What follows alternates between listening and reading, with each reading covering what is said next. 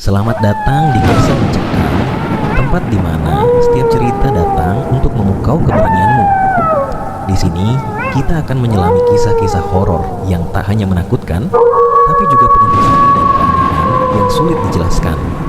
Siapkan dirimu, matikan lampu, dan dengarkan dengan penuh perhatian. Karena kegelapan yang akan kita masuki tak pernah sama seperti yang kamu bayangkan. Jangan lupa, jika kamu suka dengan cerita yang membuat jantung berdebar dan bulu kuduk merinding, tekan tombol berlangganan dan ikuti perjalanan horormu bersama kami. Terima kasih.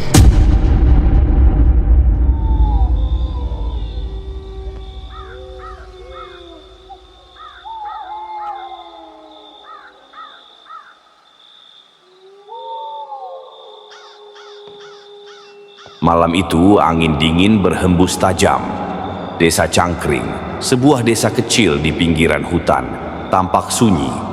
Hanya suara gesekan daun dan sesekali anjing melolong yang menemani malam. Konon, desa itu memiliki legenda yang membuat bulu kuduk siapapun berdiri, tentang tukang bandrek hantu yang berkeliaran di malam hari. Penduduk desa selalu memperingatkan, jangan keluar rumah setelah tengah malam. Kalau kamu mendengar suara gerobak, itu bukan manusia, itu dia, tukang bandrek. Namun, seperti halnya kebanyakan legenda, ada saja orang yang tidak percaya. Suatu malam, seorang pemuda bernama Benny baru pulang dari rumah temannya. Ia berjalan sendirian di jalan setapak yang gelap, ditemani suara jangkrik dan desah angin. Di kejauhan terdengar suara roda gerobak yang bergemeretak pelan. Bandrek, bandrek hangat, bandrek manis. Suara itu begitu lembut, hampir seperti bisikan, tapi tetap terdengar jelas di malam sunyi. Benny menoleh dan di ujung jalan, ia melihat seorang pria tua mendorong gerobak kayu kecil dengan lentera redup menggantung di sisinya. Asap tipis mengepul dari panci besar di atas gerobak itu, membawa aroma jahe dan gula merah yang hangat. Benny tersenyum, merasa lega ada tukang bandrek.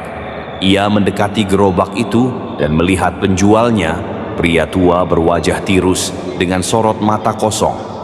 "Pak, boleh saya beli bandrek?" tanya Benny. Penjual itu tidak menjawab. Ia hanya menatap Benny dengan senyum tipis yang kaku, lalu menuangkan bandrek ke dalam gelas logam kecil. Asap dari gelas itu tampak aneh, seperti bergerak perlahan membentuk pola-pola yang tak wajar.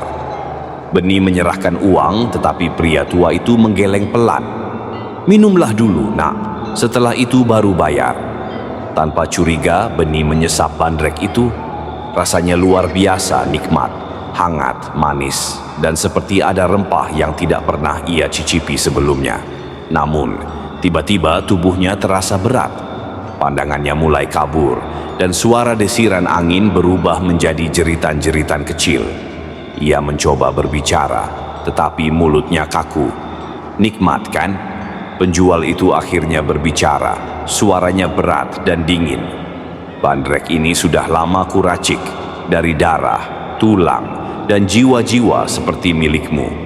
Benny ingin berteriak, tapi tubuhnya sudah tak bisa bergerak. Sekilas ia melihat ke panci besar di gerobak itu, dan ia hampir muntah. Cairan merah pekat mendidih di dalamnya, dengan potongan daging dan tulang-tulang kecil yang terapung di permukaannya. Esok paginya, warga desa menemukan gerobak itu di tengah jalan. Tapi tidak ada tukang bandrek, tidak ada panci, hanya segelas bandrek kosong yang dingin. Dan di sampingnya, tubuh Benny yang kaku, wajahnya penuh ketakutan. Sejak itu, warga desa semakin takut keluar malam.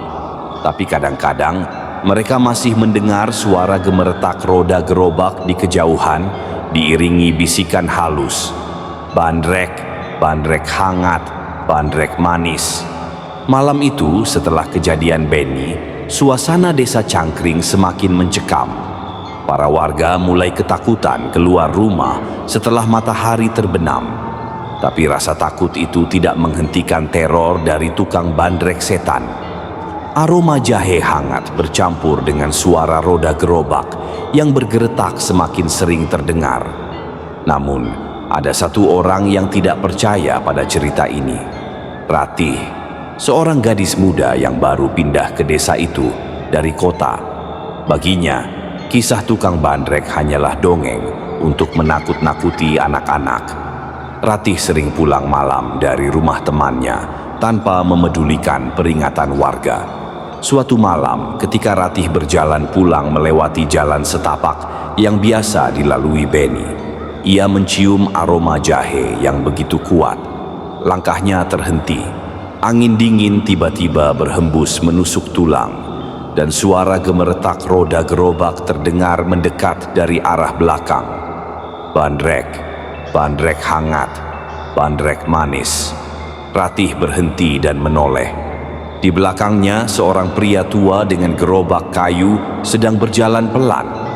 Lentera yang tergantung di gerobaknya bergoyang-goyang, memancarkan cahaya redup yang tampak aneh, seperti bukan dari api biasa. Ratih, yang merasa tidak percaya dengan cerita hantu, mendekati tukang bandrek itu tanpa ragu. "Pak, malam-malam begini masih jualan? Hebat sekali. Saya beli 1 gelas ya." Pria tua itu mengangkat wajahnya. Mata kosongnya menatap tajam ke arah Ratih, membuat gadis itu sedikit bergidik. Namun, senyum pria itu begitu ramah, seolah tidak ada yang aneh. Ia menuangkan bandrek dari panci besar ke dalam gelas logam, lalu memberikannya kepada Ratih.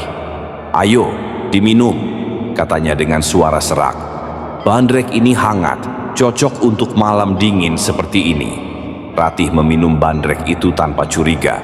Rasanya sangat nikmat, bahkan lebih enak dari bandrek manapun yang pernah ia coba. "Wah, ini luar biasa, Pak. Apa rahasianya?" tanyanya sambil tersenyum. Namun, sebelum pria tua itu sempat menjawab, Ratih merasa tubuhnya mulai panas. Bukan panas biasa, tapi seperti ada sesuatu yang membakar dari dalam. Ia merasakan perutnya melilit hebat.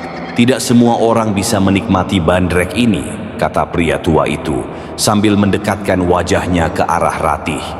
Wajahnya mulai berubah. Kulitnya perlahan mengelupas, memperlihatkan tengkorak yang hitam dan membusuk.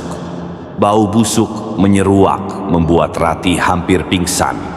Dengan napas terengah-engah, Ratih berusaha melarikan diri, tapi kakinya seperti ditarik oleh sesuatu yang tidak terlihat. Ia jatuh tersungkur ke tanah. Saat ia menoleh ke belakang, gerobak kayu itu berubah menjadi sesuatu yang menyeramkan panci besar. Di atasnya dipenuhi cairan merah pekat yang mendidih, dengan tulang belulang terapung di permukaannya. "Jiwa yang tersesat akan menjadi bagianku." Suara pria tua itu berubah menjadi gemuruh yang berat. "Dan sekarang kamu akan menjadi salah satunya." Ratih berteriak sekuat tenaga, tetapi tidak ada yang mendengar. Dalam hitungan detik, tubuhnya terseret oleh kekuatan yang tak terlihat ke arah gerobak itu. Wajahnya membeku dalam ketakutan, dan malam pun kembali sunyi. Pagi berikutnya, warga desa menemukan sandal Ratih di pinggir jalan setapak, basah oleh cairan berwarna merah yang mereka tahu bukan darah biasa. Tidak ada jejak Ratih selain itu. Setelah kejadian itu, teror semakin menjadi-jadi. Warga mendengar cerita serupa dari desa-desa tetangga tentang tukang bandrek yang sama. Bahkan, ada yang melihat bayangannya di tengah hutan, berdiri di bawah pohon tua, menatap mereka dengan tatapan kosong. Desa Cangkring akhirnya sepakat untuk melakukan ritual pengusiran roh dengan bantuan seorang dukun tua bernama Mbah Surya. Mbah Surya yang sudah mendengar cerita ini sejak muda mengungkapkan kebenaran mengejutkan. "Dulu," katanya, "tukang bandrek itu adalah manusia biasa bernama Pak Karta. Ia pedagang bandrek keliling yang terkenal baik hati. Tapi suatu malam ia dirampok dan dibunuh oleh sekelompok pria yang ingin mengambil uang hasil dagangannya. Tubuhnya dibuang ke panci bandrek yang ia bawa. Arwahnya tidak pernah tenang, dan ia kembali untuk mencari pembalasan, mengambil nyawa siapapun yang ditemuinya di jalan malam. Ritual dilakukan dengan menaruh sesajen di tempat kejadian pertama kali Pak Karta ditemukan, tetapi aroma jahe hangat dan suara gerobak masih terdengar hingga kini. Beberapa warga percaya arwah Pak Karta tidak akan pernah benar-benar pergi. Ia masih berkeliaran, mencari jiwa-jiwa baru untuk dimasukkan ke dalam panci bandreknya. Setelah ritual pengusiran roh oleh Mbah Surya, warga desa Cangkring merasa lega untuk sementara waktu. Tidak ada lagi suara gerobak, tidak ada aroma jahe misterius, dan malam-malam menjadi sunyi seperti biasa. Namun, ketenangan itu hanya bertahan sebulan. Di malam bulan purnama, suara roda gerobak kembali terdengar. Kali ini, lebih dekat, lebih keras, seperti menggema di seluruh desa. Beberapa warga yang memberanikan diri mengintip dari jendela melihat bayangan gerobak itu melintas di jalanan desa, tapi tidak ada orang yang mendorongnya. Lentera di gerobak itu menyala dengan api biru, dan panci di atasnya tampak mengepulkan asap hitam tebal. Malam itu, seorang pemuda bernama Danu memutuskan untuk menyelidiki. Ia adalah keponakan Mbah Surya yang baru datang ke desa.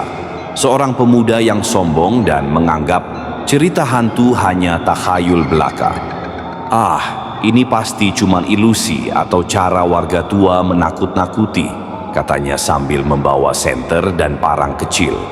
Tanpa mempedulikan larangan pamannya, Danu keluar rumah tepat pukul 12 malam. Jalan desa itu gelap, hanya diterangi cahaya bulan. Suasana dingin menusuk tulang, dan udara terasa lebih berat dari biasanya.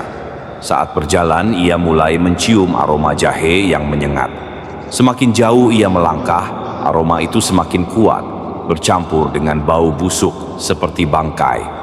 Ini aneh, gumamnya, tapi ia tetap melangkah. Tak lama suara roda gerobak terdengar dari arah depan. Gemeretaknya begitu nyata seperti melintasi bebatuan di jalan. Danu menyalakan senternya, dan di ujung jalan ia melihatnya gerobak itu. Tidak ada siapapun yang mendorongnya. Gerobak itu bergerak sendiri, perlahan mendekati Danu.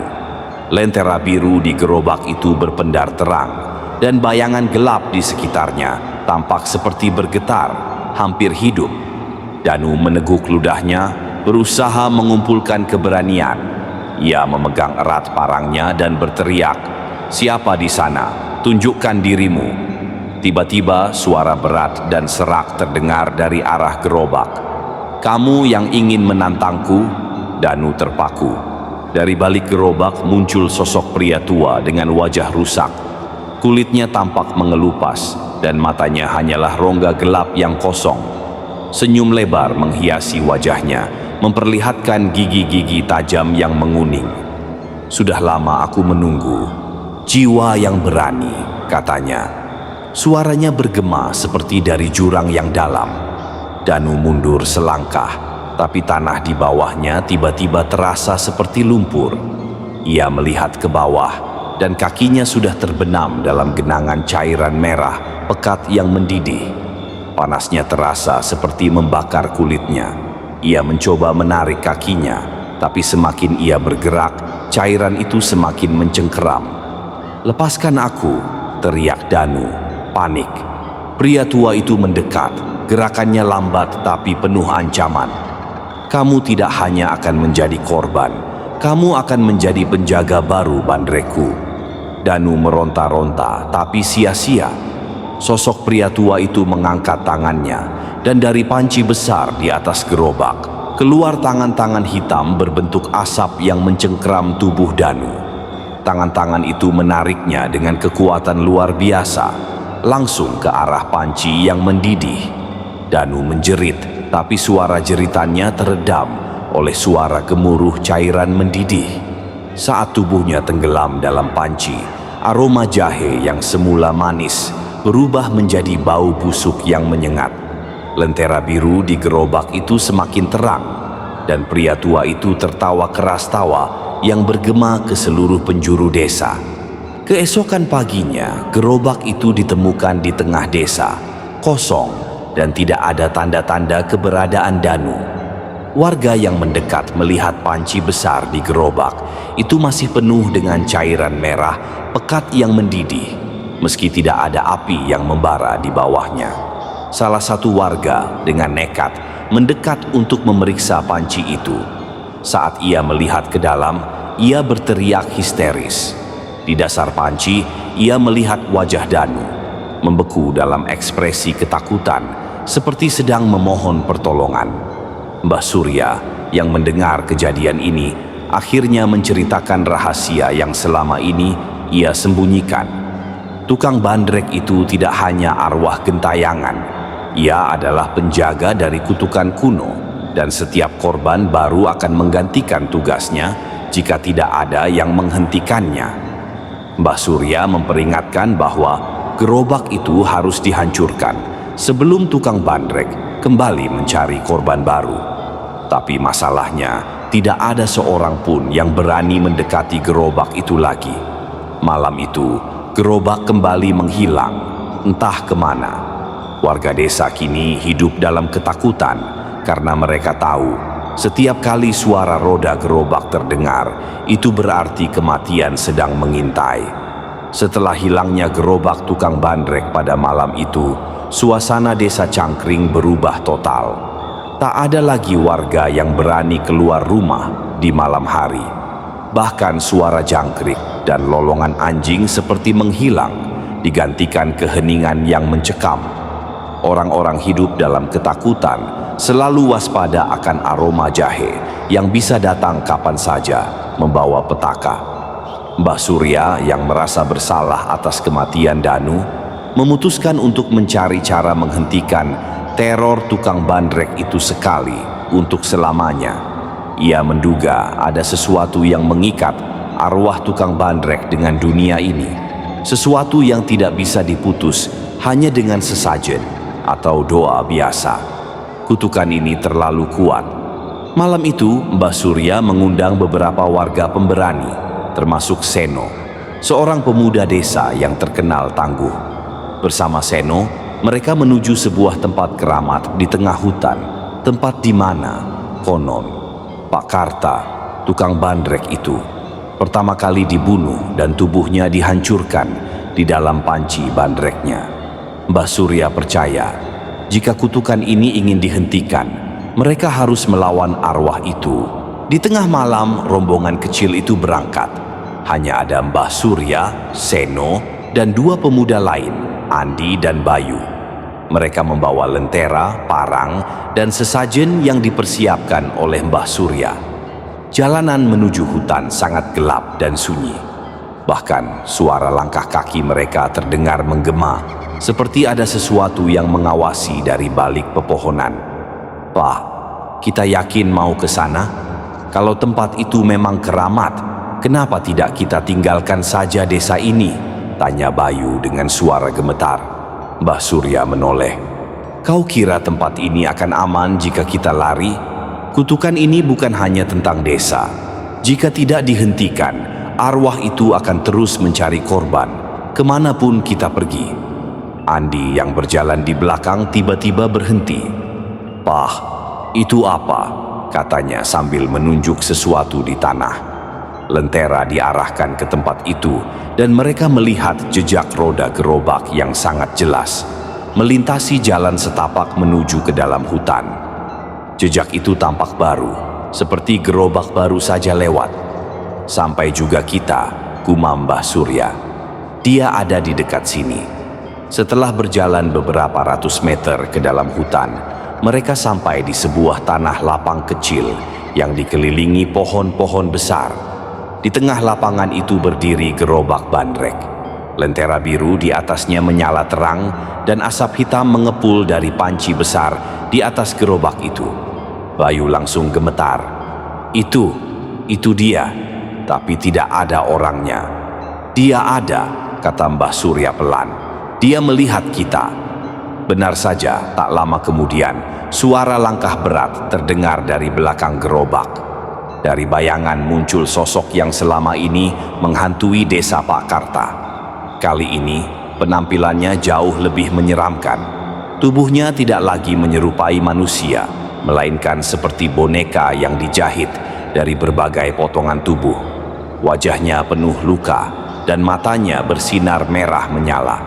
"Kalian datang untuk mati," suara Pak Karta bergema, berat dan dingin.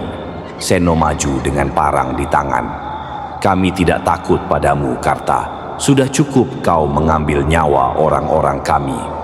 Pak Karta hanya tertawa. Suara tawanya seperti retakan kayu yang bergema di seluruh hutan. Ia mengangkat tangannya dan tiba-tiba dari tanah muncul asap hitam yang membentuk tangan-tangan besar. Tangan itu bergerak cepat, mencengkram kaki Andi dan Bayu, menyeret mereka ke tanah. Mereka berteriak, tapi tidak bisa melawan. Seno mencoba menyerang, tapi parang di tangannya patah begitu menyentuh tubuh Pak Karta. Pria tua itu mendekat dan dengan satu gerakan, ia melempar Seno ke arah gerobaknya. Seno terjatuh keras, nyaris tak sadarkan diri. Sementara itu, Mbah Surya sudah memulai ritualnya. Ia menyalakan dupa dan menaburkan bunga di sekitar gerobak. Mulutnya terus melantunkan mantra-mantra kuno yang diwariskan turun-temurun. Asap dari dupa itu mulai mengepul, bercampur dengan asap hitam dari panci Pak Karta. Pak Karta menyadari apa yang dilakukan Mbah Surya. Berhenti, suaranya meledak seperti petir. Ia mengayunkan tangannya dan angin kencang bertiup, hampir memadamkan lentera mereka. Namun, Mbah Surya terus melanjutkan ritualnya dengan gigih. Gerobak mulai bergetar dan dari dalam panci terdengar suara jeritan, suara para korban yang pernah dibunuh oleh Pak Karta. Jeritan itu semakin keras, membuat seluruh kelompok merasa seperti akan kehilangan akal. Seno yang berhasil bangkit melihat Pak Karta mengarah ke Mbah Surya. Dengan sisa tenaganya, ia mengambil lentera biru dari gerobak dan melemparkannya ke tubuh Pak Karta. Lentera itu pecah dan api biru menyala, membakar tubuh Pak Karta. Sosok itu menjerit, tubuhnya menghitam dan mulai hancur. Namun, sebelum tubuhnya lenyap, Pak Karta tertawa sekali lagi. "Kalian pikir ini sudah selesai? Aku akan kembali, selalu kembali." Saat tubuhnya lenyap menjadi abu, gerobak itu juga mulai retak dan runtuh. Panci besar yang ada di atasnya pecah dan cairan merah di dalamnya mengalir ke tanah, hilang ditelan bumi. Setelah malam itu, suara gerobak tidak pernah terdengar lagi di desa Cangkring. Aroma jahe pun menghilang dan warga desa mulai hidup tenang. Namun, Mbah Surya memberikan peringatan kepada semua orang.